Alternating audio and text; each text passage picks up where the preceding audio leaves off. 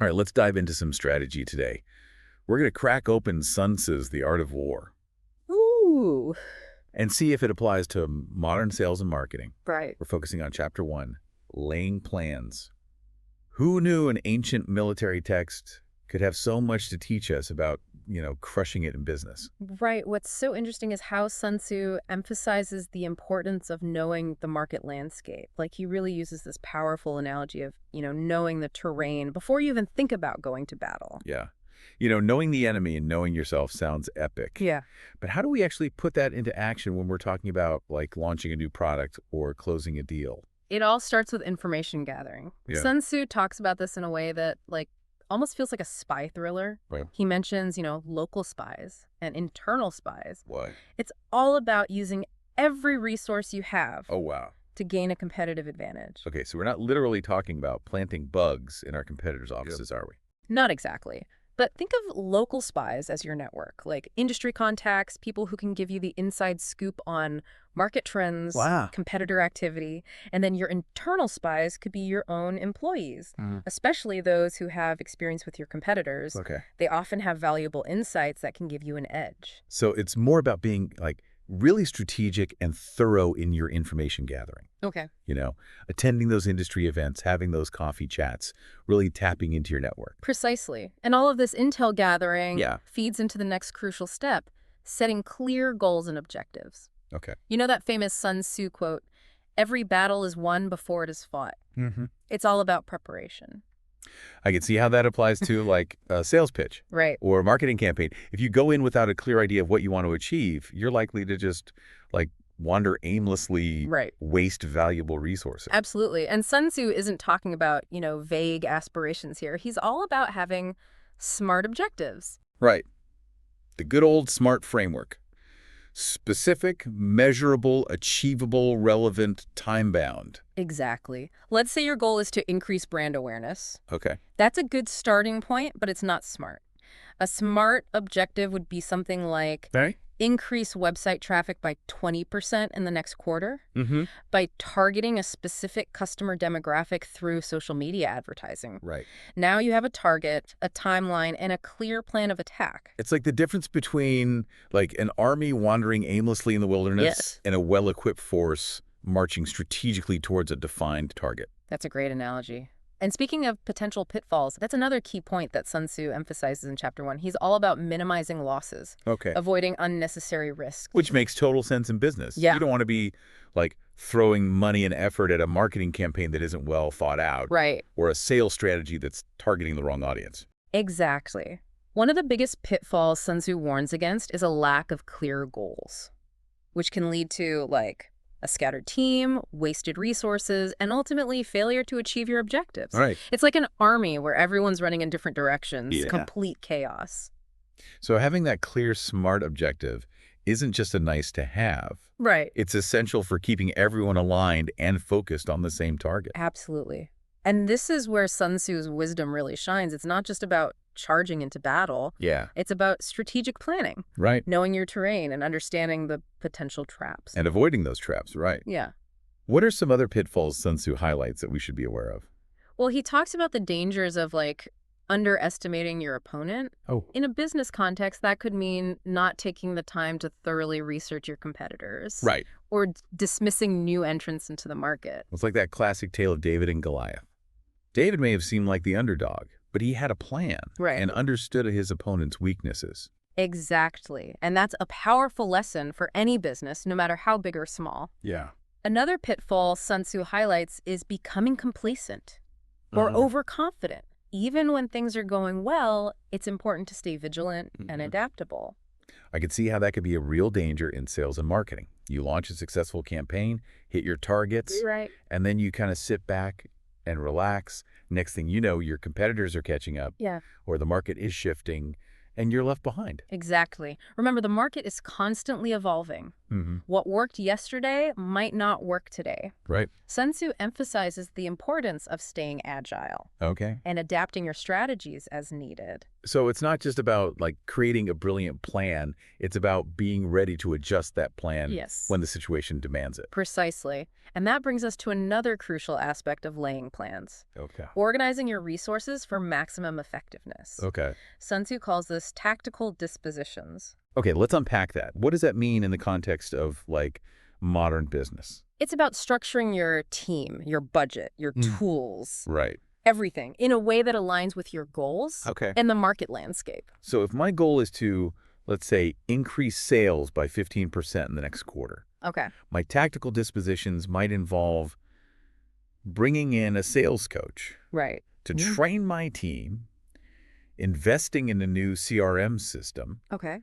and focusing my marketing efforts on a specific customer segment. That's a great example. And just like on a battlefield, Yeah. there's no one-size-fits-all approach. Your tactical dispositions will vary depending on your specific objectives, Right. the competitive landscape, and the resources you have available. It's like choosing the right formation for your army, Yes, depending on the terrain and the enemy you're facing. precisely. And a key element of creating effective tactical dispositions is streamlining your processes. Okay. Sun Tzu was a big believer in efficiency, minimizing wasted effort, Right. maximizing speed and agility. Well, that makes total sense. In today's fast-paced business world, if you're bogged down in bureaucracy Right. and inefficient processes, your competitors are going to eat your lunch. Absolutely. And Sun Tzu provides some really practical advice Oh. on how to streamline processes. He talks about eliminating unnecessary steps, automating tasks whenever possible, and creating clear communication channels Right. to ensure everyone is on the same page. So it's not just about working harder, it's about working smarter. Exactly. And that applies to everything from your sales pipeline to your marketing campaigns to Yeah. your internal operations. Right. The more efficiently you can run your army, the more effectively you can achieve your goals. Okay, so we've got the intel, we've set our goals, we've structured our resources, Right. and we've streamlined our processes. What else does Sun Tzu have in store for us in Chapter 1? Well, he emphasizes the importance of something that's often overlooked in business, motivating and energizing your team. Ah, yes. Teamwork makes the dream work. But I'm guessing Sun Tzu goes a bit deeper than that, right? He absolutely does. He talks about the importance of understanding individual strengths and weaknesses, Okay. fostering trust and respect among team members, Mm-hmm. creating a shared sense of purpose, Right. and encouraging open communication. It's interesting how he frames it, though. Like, he's talking about motivating an army, Right. but these principles apply just as powerfully to, like, a sales team or Exactly. a marketing department. And Sun Tzu emphasizes that motivation isn't just about, financial incentives. It's Yeah. about creating a culture where people feel valued, appreciated, Mm-hmm. and inspired to do their best work. And that's a lesson that, like, a lot of businesses could learn from. Absolutely. A motivated and energized team is a powerful force. Right. And that's something that Sun Tzu understood very well. So we've covered a lot of ground here, from understanding the market landscape to setting smart goals, to organizing resources and motivating our teams. It's amazing how much wisdom is packed into just one chapter Right. of this ancient text. It really is remarkable. And it's a testament to how timeless these principles are. Yeah. What Sun Tzu wrote centuries ago about preparing for battle Right. is just as relevant today Yeah. when we're talking about achieving success in the business world. But we're not done with Chapter 1 just yet, are we? Not quite. There's one more crucial element we need to explore, Okay. the strategic use of time. Time management. Really? I never thought of that as like a key element of military strategy. Well, Sun Tzu might not have used those exact words, Right. but the principles he lays out in Chapter 1 are all about maximizing efficiency and effectiveness. Okay. And that includes making the most of your most valuable resource, Yeah. time. You know what? That makes a lot of sense. In sales and marketing, we're always under pressure to, like, deliver results quickly. Right. Every minute wasted is a potential opportunity lost. Precisely. And that's where Sun Tzu's insights become incredibly relevant. So how does Sun Tzu approach time management? I'm intrigued. Well, one of the first things he emphasizes is the importance of planning and preparation.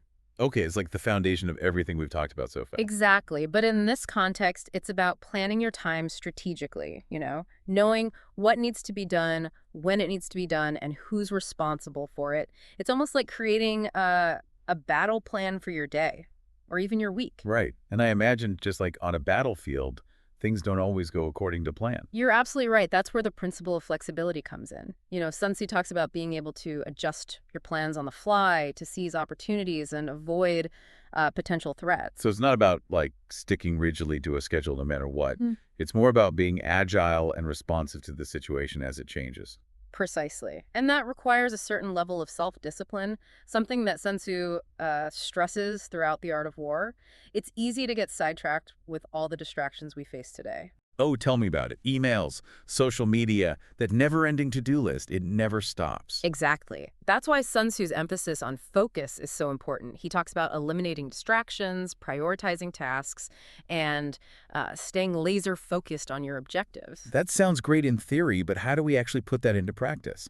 Well, the book offers some practical tips. One is the idea of time blocking, allocating specific blocks of time for specific tasks. So instead of just, randomly tackling your to-do list, you create a structured schedule for your day. That's interesting. It's almost like creating a visual map of your time. Yes, exactly. And it can help you avoid those time-wasting rabbit holes we all fall into sometimes. Oh, for sure. Another technique the book mentions is task batching, grouping similar tasks together to improve efficiency. Okay. For example, instead of switching back and forth between emails, calls, and data analysis, you might dedicate a block of time to each activity. That makes sense, to minimize those mental gear shifts that could really slow you down. Precisely. And all of these time management techniques, when applied effectively, can free up your energy and focus for the most important tasks, the ones that truly move the needle in your business. It's about applying strategic thinking to every aspect of your work, even down to how you manage your time. So we've really delved deep into Chapter 1 of The Art of War. We've covered understanding the market landscape, setting smart goals, organizing our teams, streamlining processes, and now even mastering our time. It's incredible how much wisdom is packed into this ancient text. It really is remarkable how timeless these principles are. What Sun Tzu wrote centuries ago is just as relevant in today's business world as it was on those ancient battlefields. It makes you realize that human nature hasn't really changed all that much. We're still striving for success, facing challenges, and trying to figure out the best way to achieve our goals. And Sun Tzu, it seems, had some pretty insightful strategies for navigating that journey. He did. And the beauty of The Art of War is that it can be applied to so many different aspects of life, from personal goals to career aspirations to even navigating everyday challenges. This deep dive has definitely given me a new perspective on how to approach my own work. And I have to say, Sun Tzu was clearly a brilliant strategist. He was, and his wisdom continues to inspire and guide us centuries later. It really does. So to our listeners, if you haven't already, I highly recommend checking out The Art of War. You might be surprised by how much it can teach you, not just about sales and marketing, but about life itself. And remember, the journey of learning and growth never really ends. There are always new challenges to face, new strategies to develop, and new victories to achieve. Well said. And who knows, maybe the wisdom of Sun Tzu will be your secret weapon in conquering those challenges. Thanks for joining us on this deep dive into Chapter 1 of The Art of War. Until next time, stay curious, stay strategic, and keep conquering.